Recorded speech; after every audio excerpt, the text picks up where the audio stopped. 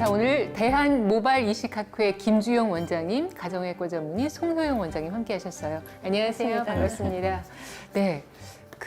이 탈모 때문에 고통받는 분들 모습 보니까 진짜 머리카락의 그 소중함을 다시 한번 정말 새삼 깨닫게 되는데, 우리가 보통 탈모가 가을에 많이 발생한다고 알고 있는데 여름철에도 그 탈모의 위험성이 굉장히 높다면서요?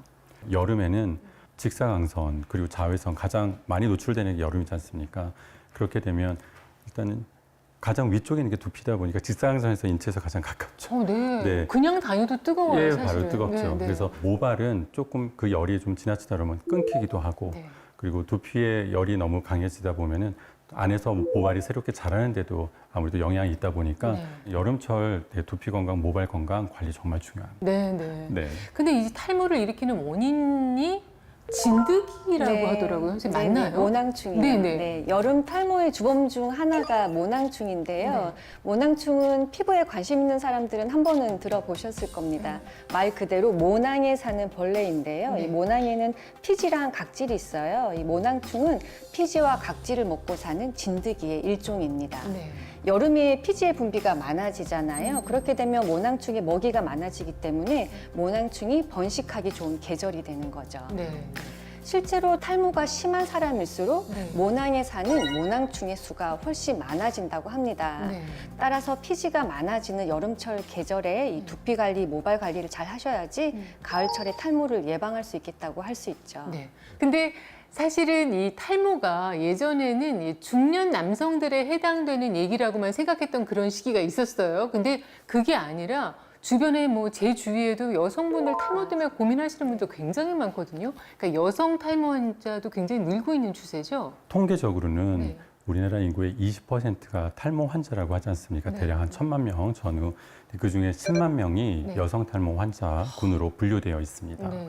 근데 개체 수로만 따지면 정말 적은 수 같기는 하지만 어떠한 스트레스, 그 네. 질병에 관한 본인이 느끼는 노출 정도가 너무 심각한 겁니다.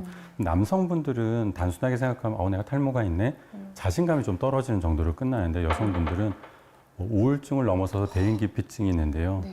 제가 만났던 실제 환자분 중에서는 결혼하신 지 5년이 됐는데 남편분이 아내가 탈모가 있는 걸 몰라요. 어떻게 모르세요? 있을 네, 수가 네, 없는 네, 일이잖아요. 네, 네. 그러니까 남편보다 먼저 일어나서 네. 모든 걸 꾸미고 화장까지 왜 가발을 쓰기 위해서. 어머. 그리고 5년 동안 남편보다 일찍 자본 적이 없어요. 아, 그래요? 네, 늘 남편 재우고 나서 이제 화장 지운다고 하면서 가발 벗고. 네. 그만큼 여성 탈모는 본인도 사회적으로도 쉽지 않습니다. 네. 그래서 여성 탈모 환자분들은 초기부터 대응을 하는 것이 정말 중요하다고 생각합니다. 아, 사실 굉장한 스트레스죠. 그럼요, 그러니까 정말 머리 감을 스트레스입니다. 때마다 한움없이 빠지게 되면 사실 이러다가 탈모가 그렇죠. 빠르게 진행되는 네. 게 아닌가 이런 생각도 그럼요. 하게 되고 또 이렇게 정수리부터 또 빠지는 경우도 맞아요. 많잖아요. 네. 네, 네.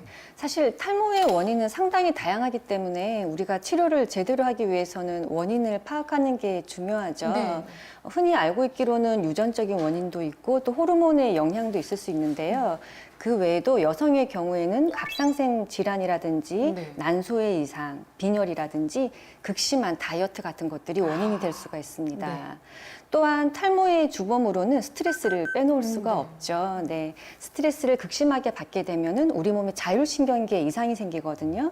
그렇게 돼서 교감신경이 너무 항진하게 되면은 두피로 가는 모세혈관이 수축을 하게 됩니다. 네. 그럼 혈액순환이 잘 안 되기 때문에 두피로 가야 할 산소나 영양분이 부족해져서 탈모를 일으킬 수가 있고요. 네.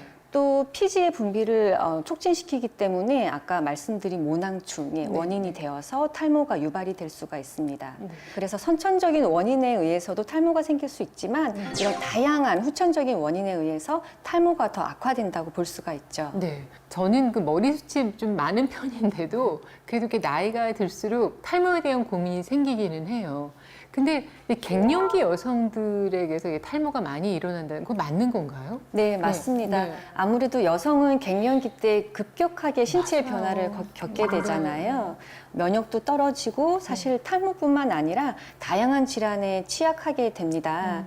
갱년기에 탈모가 생기는 원인은 호르몬의 변화 때문이라고 볼 수가 있는데요. 사실 호르몬과 탈모가 무슨 연관이 있을까 뭐 생각할 수도 있겠지만 여성 호르몬 에스트로겐은 모발을 건강하고 튼튼하게 하는 데 아주 중요한 역할을 하고 있습니다. 네. 실제적으로 여성 호르몬이 줄어들면 네. 모든 여성분들도 미량의 남성 호르몬을 체내에 갖고 있잖아요. 그렇죠. 근데 가만히 있던 남성 호르몬의 힘이 세진 겁니다. 상대적으로. 상대적으로 갑자기 세진 겁니다. 네. 그래서 없었던 탈모도 결국 탈모는 남성 호르몬의 역할이 맞거든요. 네. 그래서 시작된 것이 갱년기 탈모가 맞습니다.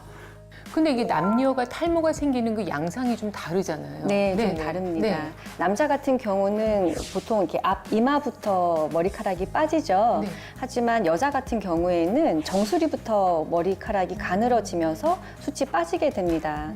네, 그래서 여성의 경우는 대머리가 되지는 않지만요. 두피 전체가 훤하게 들여다 그렇죠. 보이면서 모발 전체의 볼륨이 줄어드는 탈모 형태가 되는 거죠. 제가 이 모낭 혹은 목은 모식도를 가지고 있는데 이 모델에서 보시면 이 두피 바깥으로 보이는 모발은 네. 이 두피 밑에 피하 지방층에 있는 모근과 이 전체를 아우르는 모낭의 부산물일 뿐입니다. 오. 모발이 가늘어진다 빠진다 하는 것은 모근, 네. 모근에서 탈모를 일으키면 머리카락이 짧아도 지고 가늘어도 지고 빠지기도 하는 겁니다. 네. 근데 흔히들 모근을 식물의 뿌리에 비유하시거든요. 네. 근데 식물의 뿌리가 건강해야 줄기와 뭐, ip도 잎. 건강하지 않습니까? 그렇죠. 그래서 우리의 모근이 영양분이 잘 공급되어 건강해야만 머리카락도 건강할 수 있습니다. 아, 그러니까 모근을 잘 관리하는 게 그렇죠. 핵심이군요. 결국은 모근이 머리카락의 생명줄이니까요. 아, 모근이 건강해야 됩니다. 네, 네. 네. 모발에 대한 관심도 많고 또 탈모에 대한 걱정도 크기 때문에 이 탈모에 대한 속설, 오해와 진실이 많아요. 그래서 제가 몇 가지 여쭤보려고 하는데 보통 부모님이 탈모를 갖고 계시면 이제 자식들도 이 탈모가 생긴다 이런 생각들을 많이 하거든요. 맞나요? 사실 유전적인 영향도 있겠지만요. 유전적인 영향 외에 아까 말씀드린 대로 후천적인 원인이 상당히 많습니다. 네. 뭐 스트레스를 극심하게 받아도 탈모가 생길 수가 있고 또 호르몬의 영향도 있을 수가 있고요. 네. 또 우리 몸에 면역 체계 이상이 생겨도 자가 면역 질환에 의해서 탈모가 생길 수도 있고요. 네.